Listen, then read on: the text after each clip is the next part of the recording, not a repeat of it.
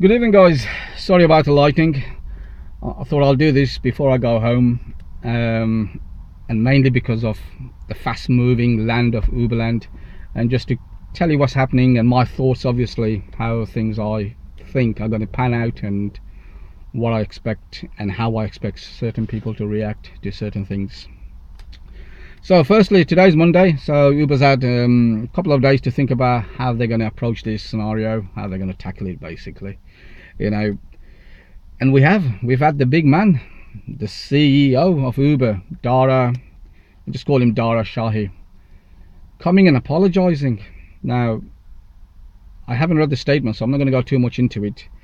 I just want to make sure that statement also includes the 40,000 drivers that don't even know what the future holds. That would be nice. So so I'll reserve that till I read when I go home and I read the actual statement. So he's saying basically we got it wrong. So now that begs the question, how many other things did he get wrong? How many other things did Uber get wrong?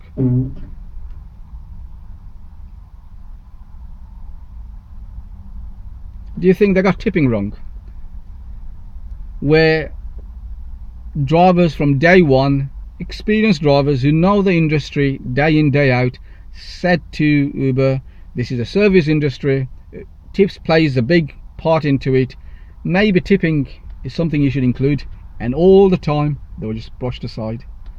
Maybe that's one other thing they probably got wrong. Do you think undercutting the market and drivers pay, because they're both correlated? When you undercut the market, you can undercut the drivers.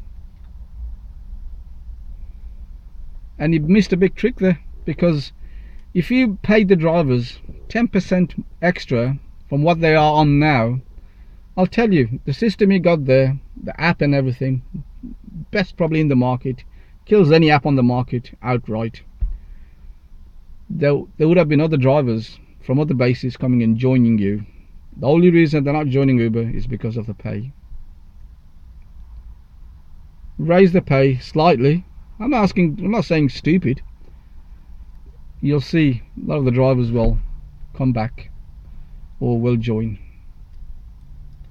Maybe that's something you won't get wrong next time. Right, also we've had today an awful response by Sadiq Khan. This is a guy I've lost total respect for. You've had near 1 million people sending in petitions, drivers emailing him, asking him, look, what's happening? And all his responses, go and have a word with Uber, they got it wrong. Is that your response as a man who sells London? You shouldn't be. You should be more likely of, well, I'll have another look at it, I'll have another word with TfL, I'll see what I could do.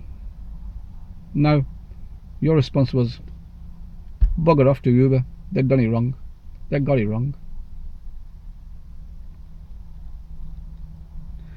But let me tell you something, Mr. Sadiq. If that Uber was a car manufacturer employing 40,000 people in London,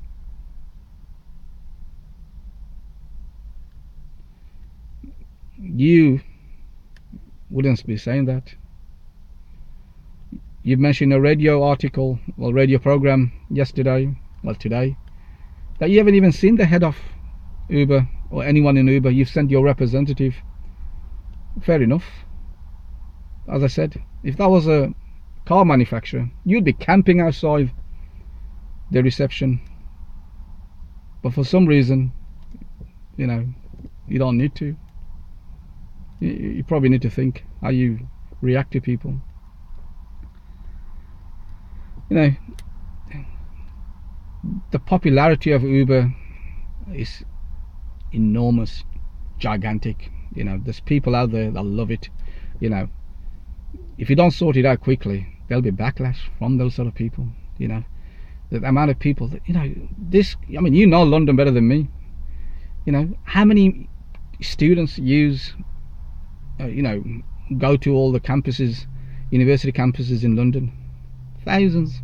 They all use Uber. You know, you're taking money off their pocket.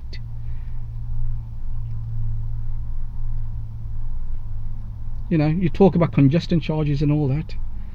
You know, sorry, congestion itself. You know, with Uber Pool and some other things. You know, the electric Uber's trying to bring along. They're in the forefront. You know that. Anyway, I'll finish the video off. I thought I'd just keep you guys updated. Thank you very much for watching. Bye bye now.